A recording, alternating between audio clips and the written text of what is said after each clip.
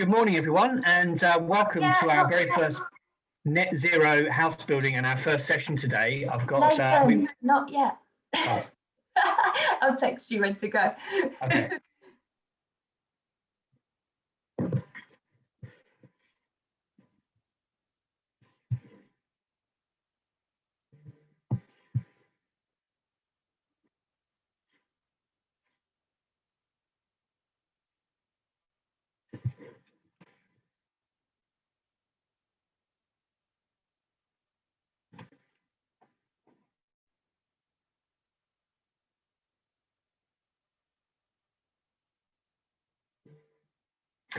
Good morning, everyone, and welcome to our very first net zero house building event on Swapcard today. And yeah, delighted this first session I'm bringing you with Dr. Gavin Dunn, from Chief Executive from the Chartered Association of Building Engineers.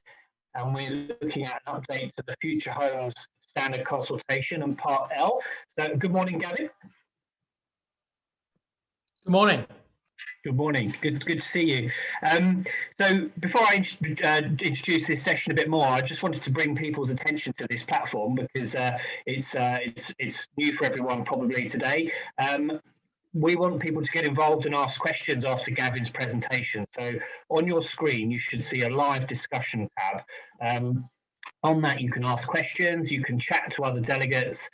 There's also a poll section on there where you can put polls up yourself or answer other polls that people have put up there. But yeah, I will be coming back at the end to ask Gavin the questions that you pop into that box.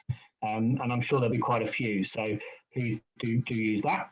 I'd also like to mention as well on this platform, it's really easy to meet other delegates and exhibitors on here. So if there are new innovative products that you haven't been able to see in person because of the pandemic, please do make use of that. So we've got some great exhibitors on here, and you can go and book appointments with them and talk to them about their new solutions to creating net zero homes, which obviously is why we're here today.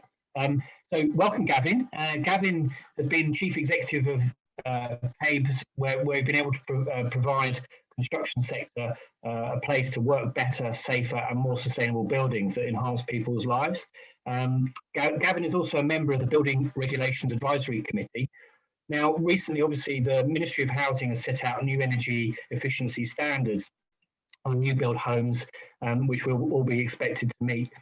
The government's also responded to the Future Homes Standard Consultation and looking at how we can get zero carbon ready by 2025.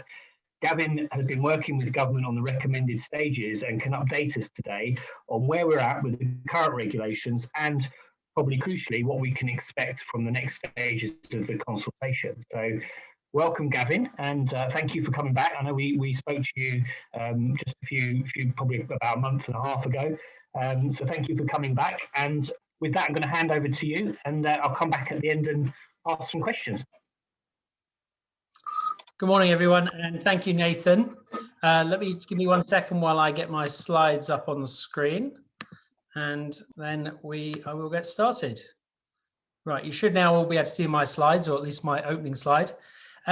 So as Nathan said, I'm Dr. Gavin Dunn. I'm the Chief Executive of CABE, but I'm talking to you this morning with my Building Regulations Advisory hat on, where it was my distinct pleasure to chair the working group that was looking at the Part L standards and the Future Home Standard, with a particular view on how we get UK housing ready for the zero carbon world, and how do we wean ourselves off fossil fuels.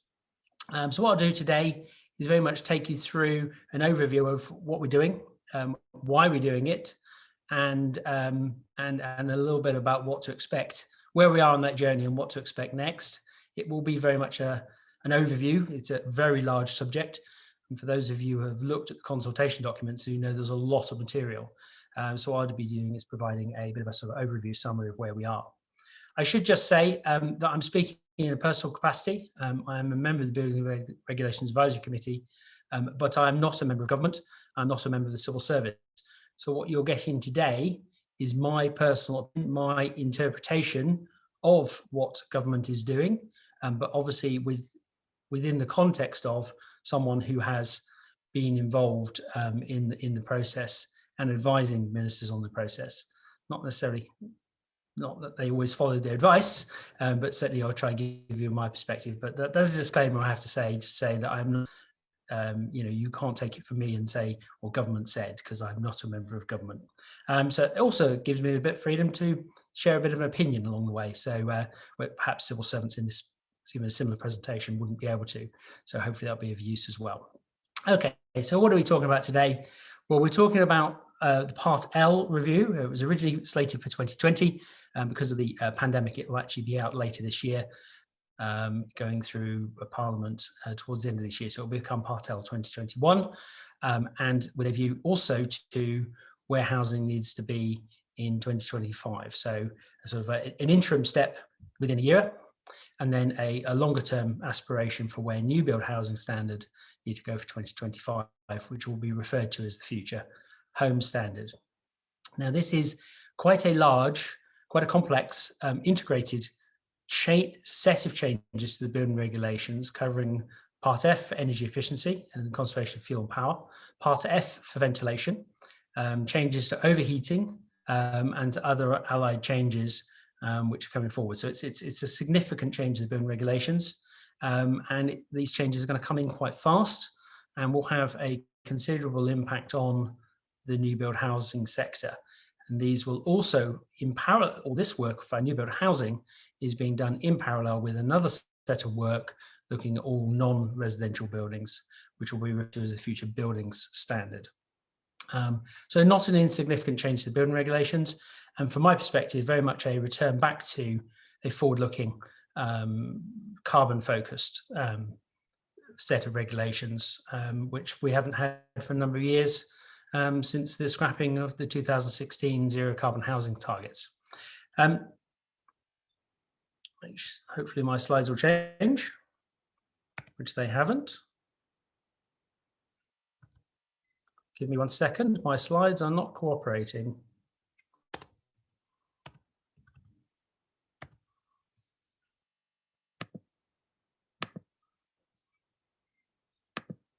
Right, hopefully that will resolve itself and it'll be a bit slicker slide changes moving forward. But ultimately, this is what we're talking about today, a little bit of look back to the past, the evolution in recent times of the Part L requirements for new build housing over the last few years.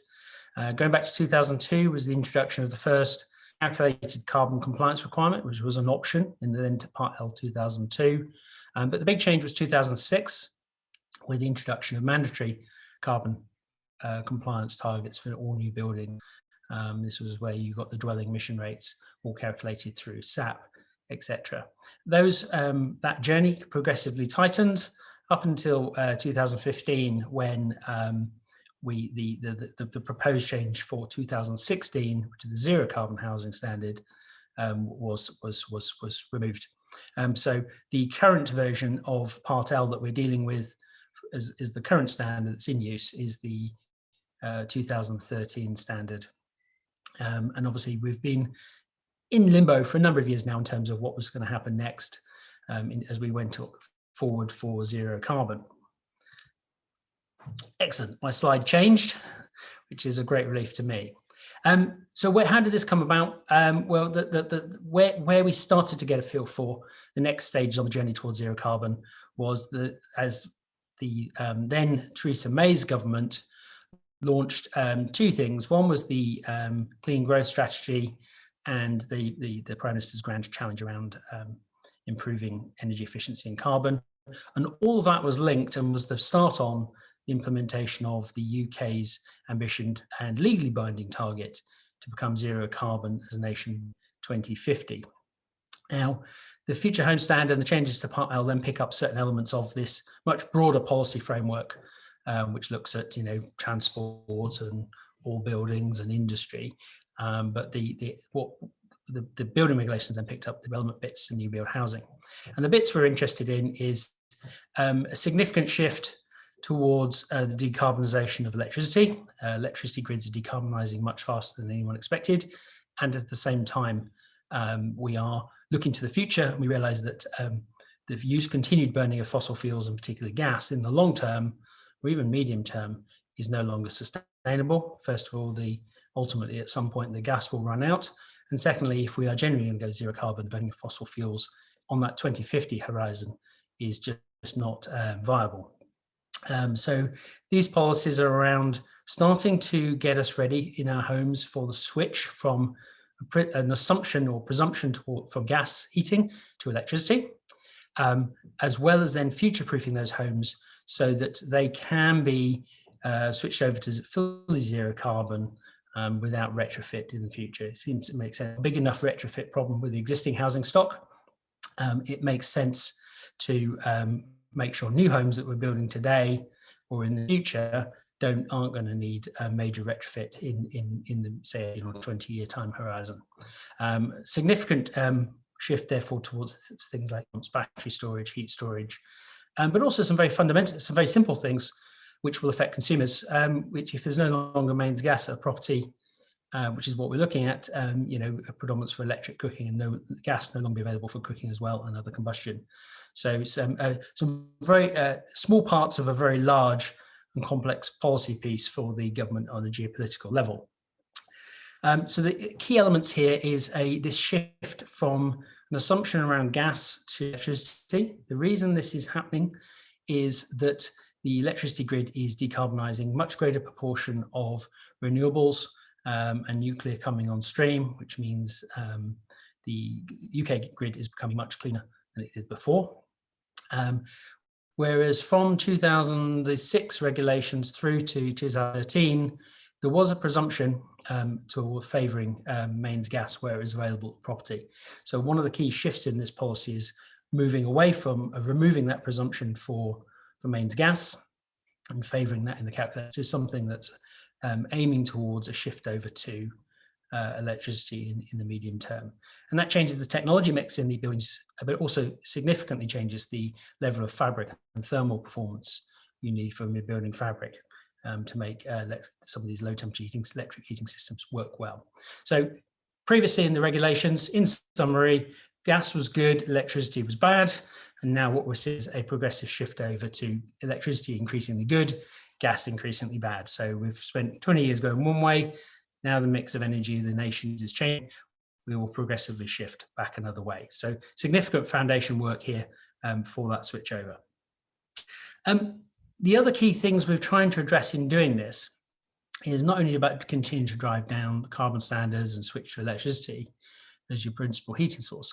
It makes sense that we also look at the broader building regulations issues and learn from the experience of the last, going back, 20 years, going back to 2002.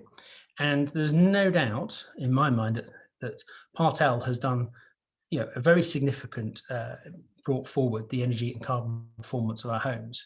However, not everything has been plain sailings, and there are lessons to be learned, often referred to as unintended consequences. And there are a number of unintended consequences of that drive for energy efficiency is of concern for other reasons. The first one of those I want to talk about is overheating. In our more airtight, higher thermally performing homes, we are seeing an increased prevalence of problem overheating. Now, problem overheating is what we're really referring to here is extreme indoor temperatures that cannot be brought down during sustained periods of warm periods in the summer. This is linked to mortality, so the vulnerable persons, or the hastening of death of people, older persons or people with underlying health issues. Occupant discomfort, notably lack of sleep for large portions of the population. And if you've got air conditioning or run excess energy use from air conditioning, which kind of defeats the object. So there is a higher prevalence of overheating in these homes, which we can deal with, we know how to deal with, but we're not currently consistently.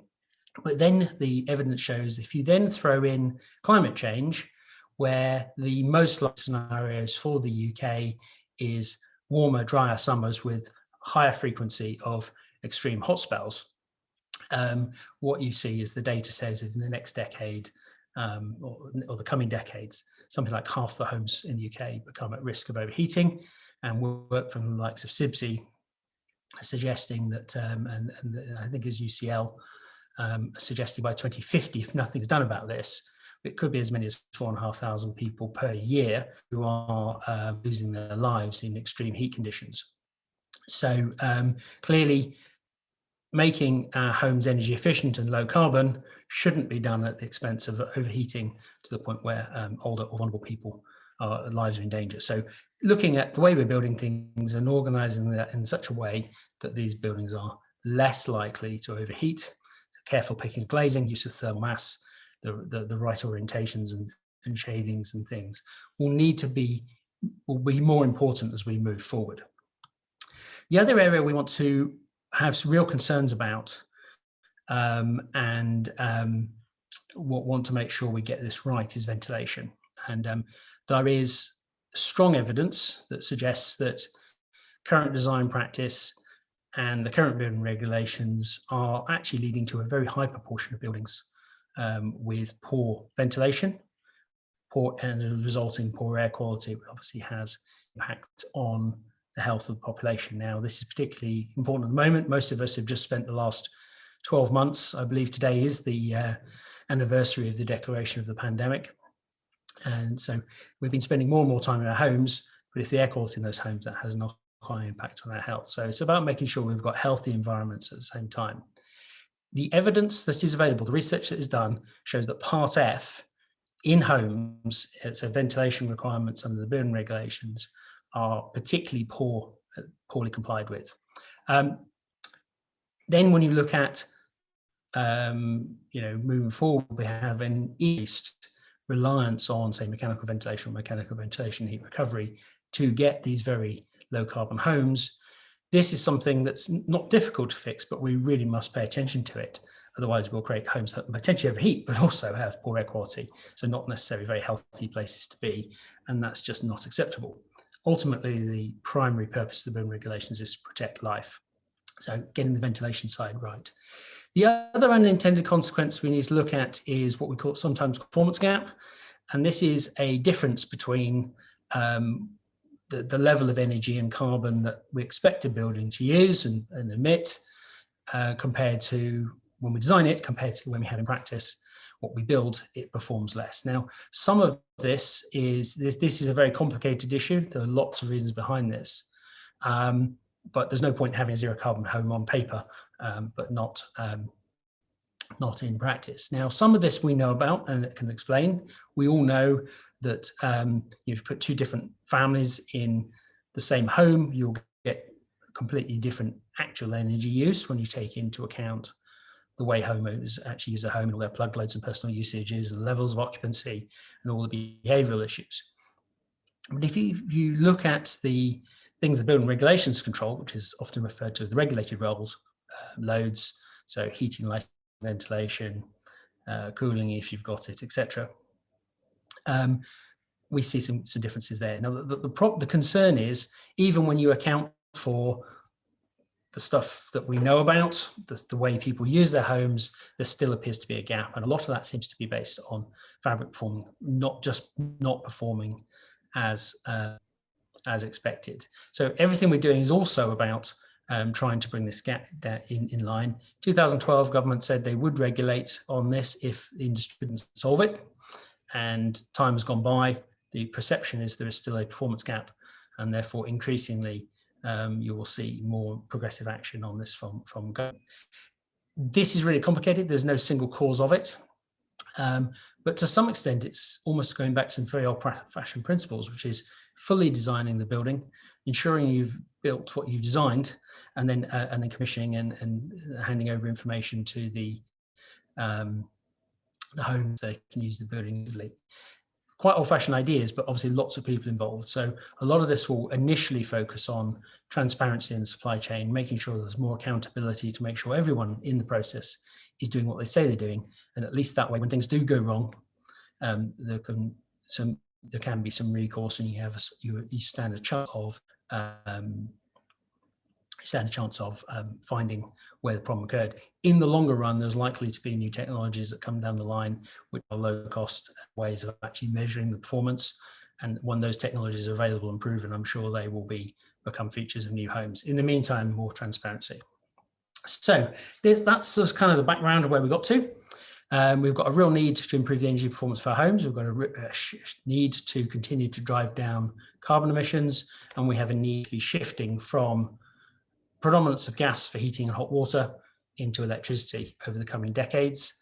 We want to do that takes into account the learning of the current issues that we know occur in housing around overheating, ventilation. In other words, building good quality homes, which actually perform, that people are healthy and look after the occupants of. That led to a big piece of work, which covered multiple bits of building regulations, which the first half of which, so this was a two-stage consultation, was closed in came in 2019 and closed in early 2020, so just over a year ago. The response to that, which is the Future Home Standard consultation, was published in the 19th of January this year, so about a little over about 6 weeks ago. That initial consultation covered the proposed standards for energy and ventilation for 2021 and an outline of what the aspiration will be for 2025 in the Future Home Standard. The second phase of the consultation, which is currently open, covers everything for non-domestic buildings, but importantly also picks up the overheating elements of residential buildings. So that second part, the second consultation, which is currently open, also picks up some of the proposed changes with the response to the first consultation. So, as you say, this material's 6 weeks old and very much relevant in the fact that you still all have an opportunity to log on, read the proposals, and give your opinion back to government so that they can, hopefully take into account everyone's views and use it to bring forward any amendments that might be necessary to make sure this is successful. So two-stage consultation. As I said, the one from last year, plans for the Future Home Standard 2025, the options for the interim standard, which will now be implemented later this year and will come into effect early in 2022. A simplified approach to ventilation, changes to tightness guidance, and some early work around improving as-built performance to address the performance gap. Now, this had a very large response, 3,300 individual responses. I think it was over 4,000 in total responses from the public. Is a very large response to what is effectively a consultation on Part L. Now, that clearly says that this is of much greater interest to the industry and the public than it has perhaps in the past. We would typically get about 200, 250 responses to a Part L consultation in, say, 10 years ago. And what's also notable was the vast majority of responses said the government wasn't going far enough or fast enough. If you're in the industry and you think the rate of change is too fast at the moment, strap in, because the response to the consultation is we need to be doing more and we need to do it quicker, which is going to create some challenges for the industry. But clearly the government believes it's necessary, and clearly the people responding to the consultation believe it's necessary as well. The consultation did flag up a few things to look at, and a few things that might get changed in the final regulations from what was initially proposed. That was around performance metrics, the role of local authority planning, very specifically around the transitional arrangements, etc. So I'll take you through a bit of a summary of that. So in simple terms, the Future Home Standard for 2025 will be a home which will effectively have a 75% less carbon emissions than the current standard for the Part L 2013. It will respond to that zero carbon ready, so it doesn't need any further uplift work, and effectively will be using electricity for your heating. And there is a further consultation link to this around potentially banning from 2025 the connection of new homes to the grid. In 2021, you'll see an interim step towards that. In 2021, you will be out of gas for heating, but you'll need to put certain measures in so it can be easily retrofitted into electricity later. So typically that would be a good fabric performance and low temperature emitter. So you can either go over to low grade electric or heat pumps later. So either underfloor heating or low temperature radiators. All of it is very much a fabric first approach. So there's a presumption around a significant improvement to the fabric performance. So the insulation levels, thermal mass, glazing levels, greater focus on part G for overheating and things to get the fabric right. So you're really driving down demand in the building and then servicing that reduced demand in the lowest common, cleanest way possible. Sort of whether it be a heat pump, electric heating, or others. The timeline is quite interesting because, as I said earlier, it's going to start happening quite fast. So what we saw is those consultations right now. The government intending to lay the regulations and have that come into law by the end of this year, which seems, depending on anything else happening politically, seems very possible. And there's normally a 6-month run-in time. So expect this to come into effect in June 2022. So you'll have to start complying with it in June 2022. Then they will start working parallel while they're rolling out and implementing the interim standard. Is then a plan to engage with industry and the broader piece around developing the technical detail on the future home standard, and then the idea to consult on that and publish that ahead of, and the proposers try and get that out in 2024, so that it'll be a good year ahead of when people have to build to it in 2025. So this is very much a forward-looking, trying to be progressive, but also both trying to provide a clear steer to the industry of the direction of long-term travel, of the types of performance and therefore the types of technology that you'll need to deploy to comply with this moving forward. At the end of the day, that is only 4.5 years away, these things coming in, and that, remember, that's a good 75 where we are today. So a very significant shift in performance in a relatively short period of time. I mentioned local authority planning in this, and I know that this is quite a controversial area where at the moment local authority planners do have the option to require on new building developments different standards or standards over and above the building regulations. Everyone has to comply with the building regulations, that's the minimum standard of land, but sometimes planning authorities will require further measures. The best example of this is probably the London plan, where you have quite a number of additional requirements.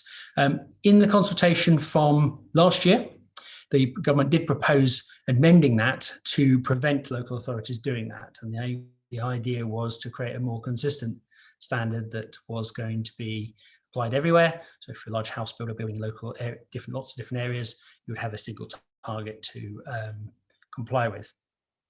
Following the response to the consultation, though, that proposal has been withdrawn. So planners will continue to have power to request other things. However, my understanding is the MHCOG is planning to introduce some guidance which local authorities then can adopt. So even if their planners are requiring different levels of performance, at least there will be a common framework to do that by. But ultimately, that will be down to local planning. So that was one of the controversial areas. And clear response from the consultation to say government do that, and they're now saying they won't do that. So that's people power, maybe. In terms of the uplift for 2021, I said 2021 was going to be an interim. The consultation itself looked at 2 options. That was a 20% improvement and a 31% improvement over the 2013 standards. The option that was chosen, it was government's preferred option, and it was verified with the responses to the consultation, was this option 2, the 31% carbon improvement over 2013 standards. So it's very much a halfway step between the 2013 standard and the 75% reduction for 2025. The estimated cost for that, on average, for the typical home is somewhere between little over £3,000 to nearly £5,000, and very much dependent on the technology mix used. So there's a presumption around improving the fabric, in terms of more insulation, more attention to thermal bridging, etc. Some heat recovery on hot water systems is kind of a presumption. You don't have to do any of this. Just do something to make up for the carbon elsewhere. And then either some renewables with a gas boiler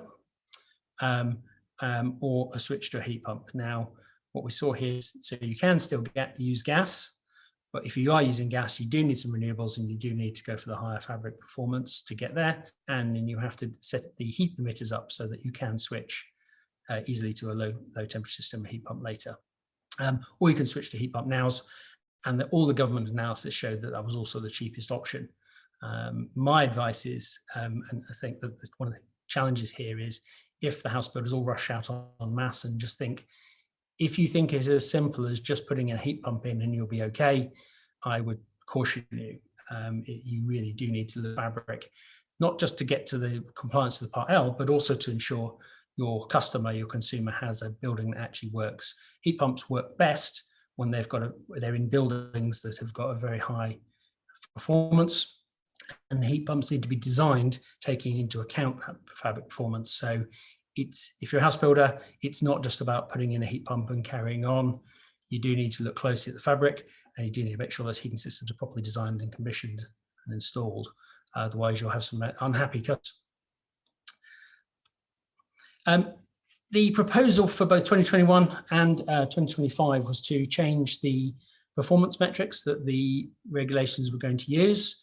If you remember back to 2006 to 2013, we had target emission rates and dwelling emission rates, which were all about calculated carbon emissions. The switch here is the primary metric will now be primary energy, but to supplant a bundle of other measures. So carbon emissions for sure, so that you can actually show, and everyone can show that you're not just building low energy building, but also low carbon.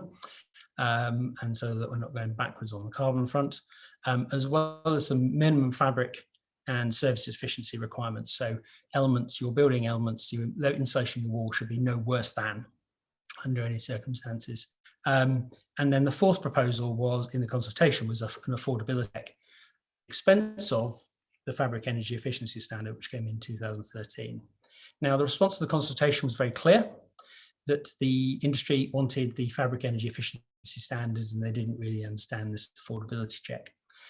So the proposed metrics that have come out following the consultation is primary energy, minimum fabric and building services efficiency requirements, CO2 plus the fabric energy efficiency standard. Now, you are going to have to comply with all four of those to make sure the building moves forward. So in other words, it's fundamentally energy efficient building, it's low energy, it's low carbon, etc. So that's quite a significant change on the back of the consultation. So the industry was very clear that they wanted to retain fees, which is brings me on to this. So the government is now going further consultation. Now that they have got the message that they want to retain fees, the second stage consultation is now consulting on the detail on this.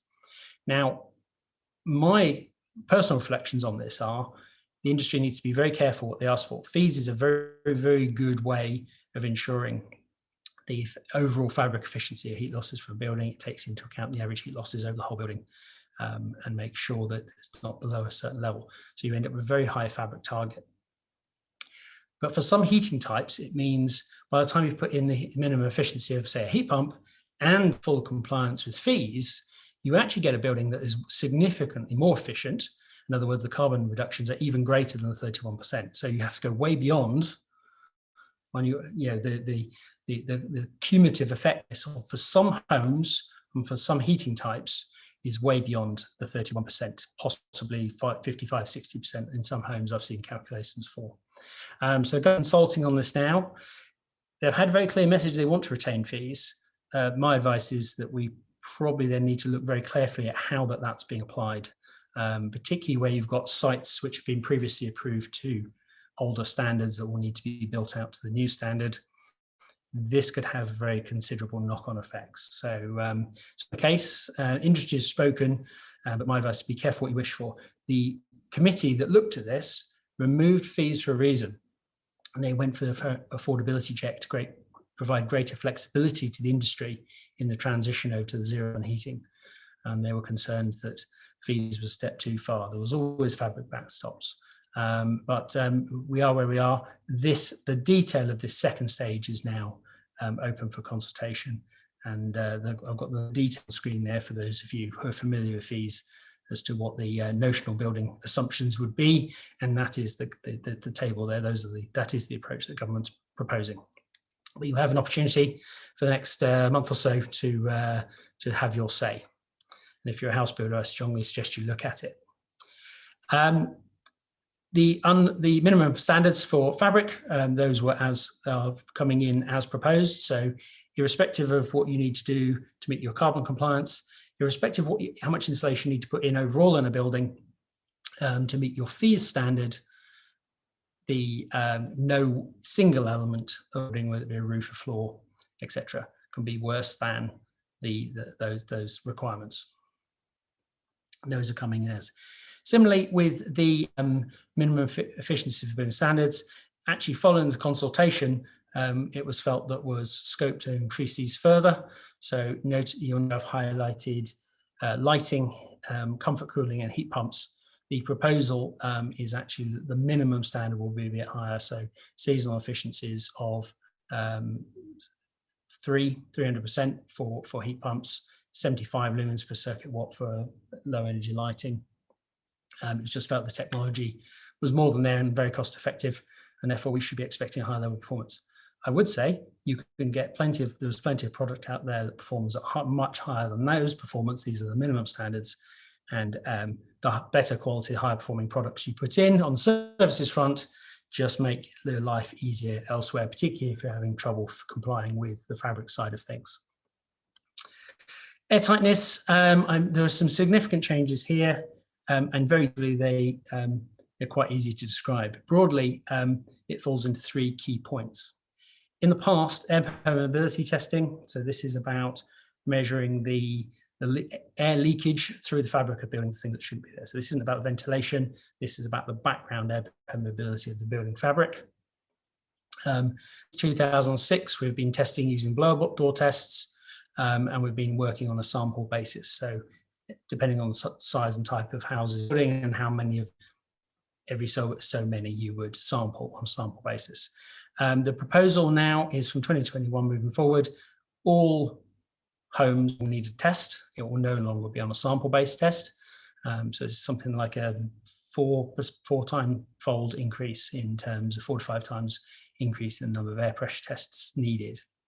Every single home will need to be tested, which is a quite significant shift. And what we saw with the work of the committee was strongly supported actually by the house builders around the table.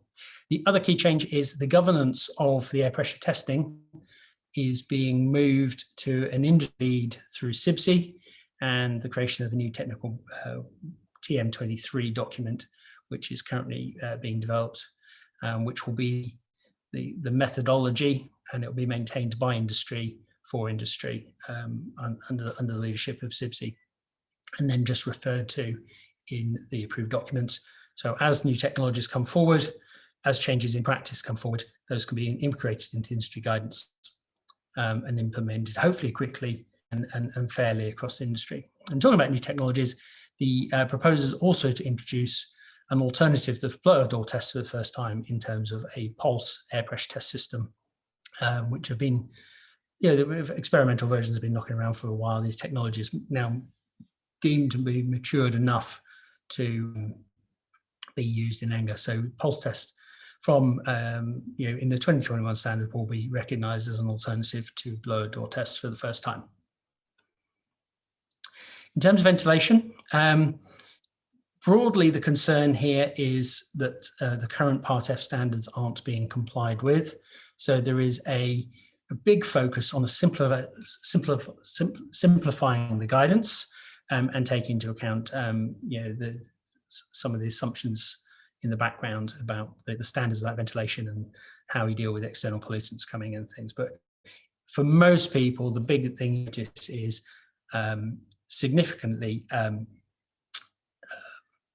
reduced statutory guidance and a presumption that the more complicated systems that are no longer in the statutory guidance will be, you'll have appropriately competent person designing, installing and commissioning those products. So in the approved documents, you'll get, it's gone from 4 systems that we're finding information on to 3. And the approach to the simplified systems, the natural ventilation system, is going over to a room by room. So previously you had to do some little bit of GCSE maths and put up the total amount of size of trickle vents needed for the home. This approach is even simpler, which is if you've got a kitchen, you have this size of trickle vent. If you've got a living room, you need X size of trickle vent. If you've got a bedroom, it's got a different size. So it's something that can be easily done and also easily verified by inspection. So someone can walk around and say, is that trickle vent or is that vent the right size for the room? You don't need to worry about any calculations. And the whole idea is there to make it easier, get better ventilation, improve the compliance in the system. Obviously, it's about the health of the occupants. Performance gap. Now, this is sort of first toe into here. I said at the start, this is quite a complicated issue, lots of moving parts, lots of different people involved, quite a few uncertainties. But we do know there's a problem. The approach that's been taken here for 2021 is very much around providing greater transparency and information across the supply chain and ending up in the hands of the homeowner. So that's in the form of a new compliance report, which will be automatically produced by the approved software providers. A package, and that all going into a package of information, which includes things like the Part L and EPC calculations and outcomes. For the first time also, photographic evidence on site and a process by which the someone at the house builder on each individual home will need responsibility for documenting how the standards which it's built to for the key areas of the for energy compliance, and providing that information, including named and signed, taking responsible accountability to the energy assessors before you can get your as-built calculations. Again, it's a furthering of the current process, and the idea is to provide greater transparency. That is then being supported by new guidance and a new homeowner guide. So all this comes together and is provided to the homeowners so that hopefully they have the right information to use their home properly and efficiently in the first place. But then should there be problems, all the relevant information is is available, including who's responsible for it, so that any issues can be unpicked and resolved, providing greater accountability. And the government has provided a draft home user guide or indicative home user guide that can be used. Now, this is where we are for 2021. This is sort of a first step around transparency. For 2025, for the Future Home Standard, there's a lot of work going into much more automated systems, which at low cost can actually measure the performance of the fabric of home. And it's hoped those technologies will be available to really support this in a way that we haven't done before. General input then for house builders is moving over the next decade, there's going to be much, much greater accountability to ensure that buildings are genuinely built as they were designed and as they intended. So the attention to detail around things like thermal bridging, G values in your glazing, making sure the continuity of insulation, making sure your ventilation systems are installed and commissioned. That level of detail will become the norm, whereas perhaps on many sites at the moment, it's just not that level of scrutiny provided to it.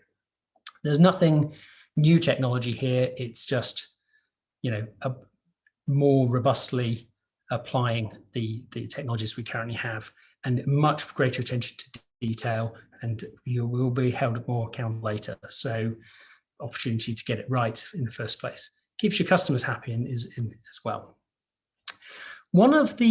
Moving on now to transitional arrangements. So if you're a house builder, these are the things that you really study the detail on, and I would encourage you to study the detail on this one as well. So this is the rules by which of your sites, particularly the ones you've already started, have to comply with the new rules or not. Now, previously, transitions for Part L have focused on a site-by-site basis. So in other words, once a site had approval and works had commenced for the entire site, that version of the building regulations was locked in for the site. The proposal this time round is a bit more aggressive and it's a bit more detailed. So it's now looking on a building by building level. So that would be an individual home or say a block of flats, or my interpretation is that it will be a row of terraced properties. At the back building level, you would have 12 months on works that are already being built out on sites that are already being built out to the 2013 standards. You've got 12 months from when this comes into force, so June 2022, to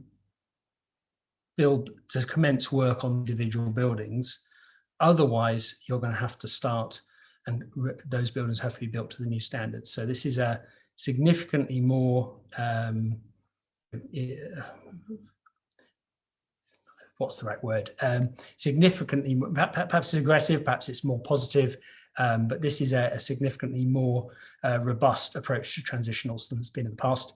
For those of you who are building out on sites with 2013 approvals at the moment, look at the detail on this, and particularly when you overlap into things like fees. If you are triggering a change to the regulations and you need to comply with the new fees regimes, you might have a completely different approach to the fabric needed depending on your house design. So all I'd say is look at the detail here, don't get caught out. But this stuff is necessary to ensure that the new homes we're building today start being built to the higher standards relatively quickly. It was not an awful lot of homes are still being built to 2006, 2010 standards. Both the politicians and the public just don't seem to think that 10, 14 years after these regulations have been in use, homes meet new build standards. And the transitions are there to support homeowners to make to support house builders to organise the transition, not disrupting the flow of housing. But it just felt perhaps that's been stretched too far. Hence, these more robust transitional arrangements have been proposed. Significant change. So, drawing to just the final little bits. To support all of this, the approved documents have also been brought up to date with the latest standard for approved documents, and they're being simplified. And notably, they're being simplified in terms of the number of documents. So at the moment, for Part L, you have 6 documents, L1A, L1B, and the Domestic Service Compliance Guide. And then for non-housing, you've got L2A, L2B, and the Non-Domestic Compliance Guide. All those being simplified back down into 2 documents, L for housing and L for non-housing. So hopefully that's a positive thing, and the documents, the design and format of the documents is also designed to be much, much clearer as well. There's a significant amount of work that's gone into that to help provide clarity. And obviously with clarity, hopefully you get greater understanding, and from greater understanding, hopefully you get better built performance. So just drawing to a conclusion here, and I've got a few minutes for questions. To summarize, these are significant set of changes to the BIM regulations, and they're going to hit you quite quickly. If the BIM regulations change, a 5-year transition is pretty quick compared to what we've done in the past, particularly for something as big and complicated as this. What I would say the big headline shift, your principal for 2025, your principal source for heating and domestic hot water is going to be electricity and not gas. That is a very significant shift, but a necessary one for the long-term future of UK infrastructure. However, be very mindful of getting your fabric right. To successfully switch to electric heating systems, whether it be low-grade electric or heat pumps or other low-carbon sources, you really need to get the fabric performance right. Otherwise, it can go quite horribly wrong. And ultimately, it's about providing good homes for your customers. Linked to that, I think there's going to be an awful lot of demand for heat pumps. Certainly 2021 to 2025, as a lot of house builders will see as the most cost-effective, easiest way to comply with the new standards.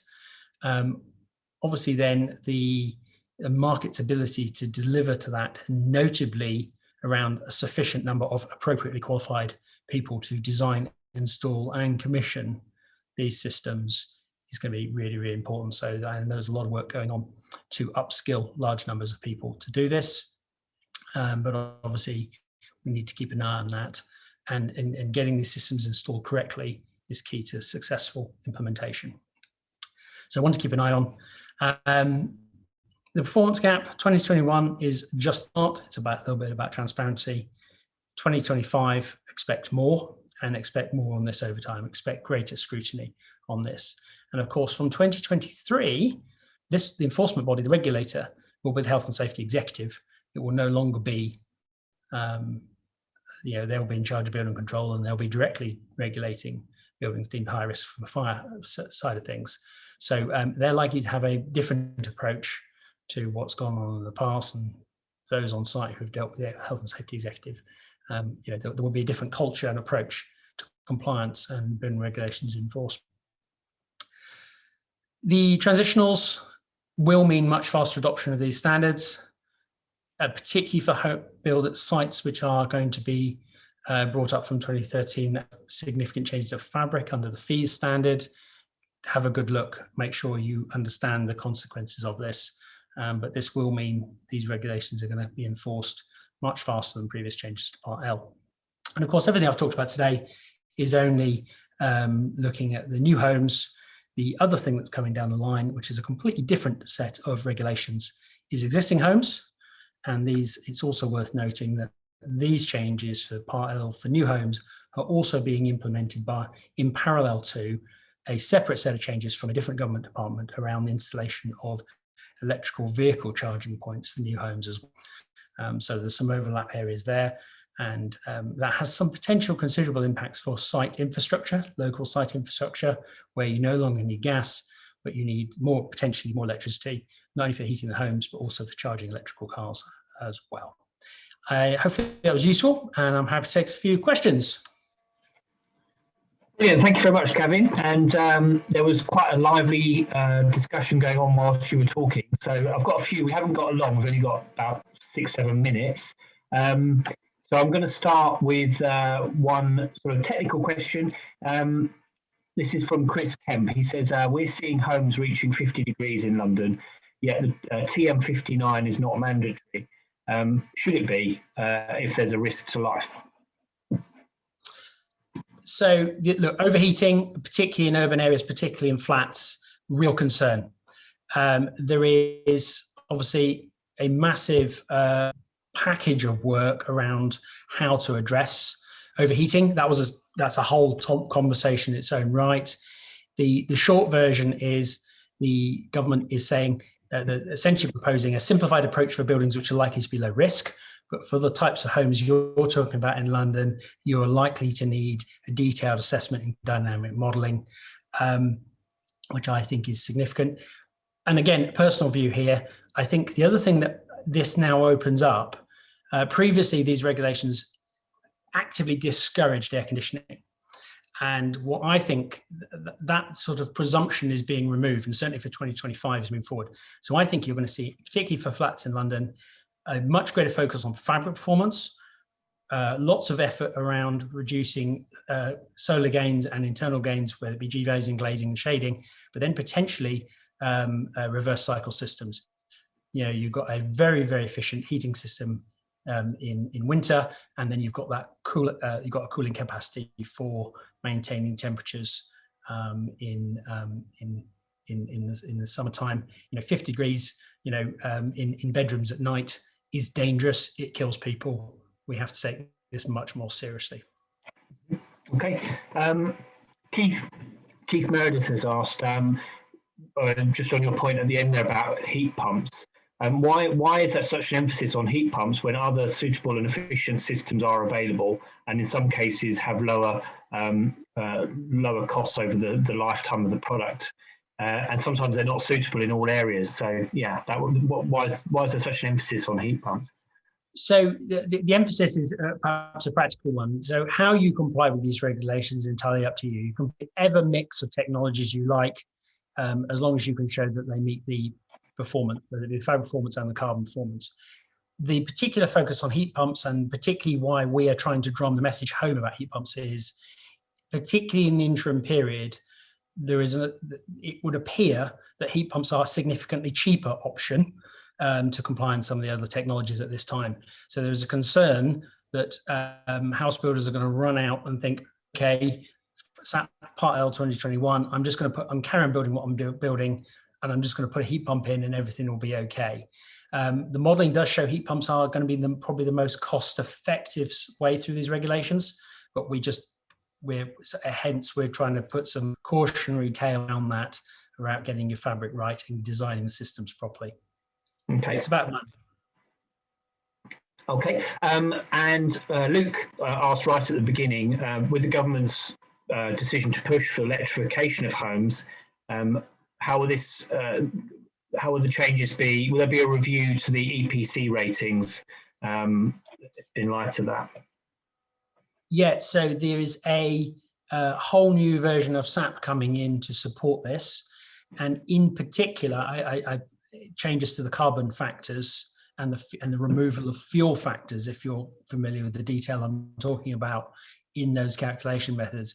At the start of my presentation, I talked about there was previously a presumption towards gas, and that was implemented through a series of fuel factors inside the SAP calculations. Those are being removed. The calculation has been updated. Technologies will perform based on their carbon.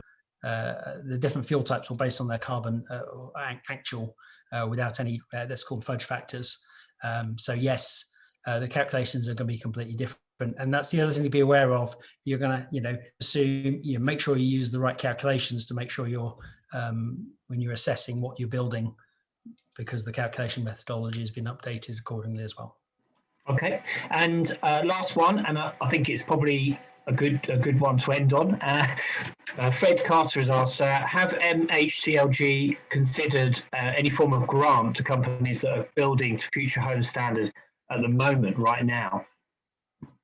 I have no idea. It certainly wasn't within the scope of the group I chaired for them. We've been looking at the member standards for BIM regulations. I don't know what funding streams are out there that just within my remit. What I would say though is really important. We do have people and sites that go early on this, because there will be lessons to learn. And hopefully, if you are building to these standards now, you'll share that learning with the wider industry, so that we can all learn from, yes, the things that have gone well, but also let's also learn the things that have gone not so well, so that help others avoid it. Brilliant.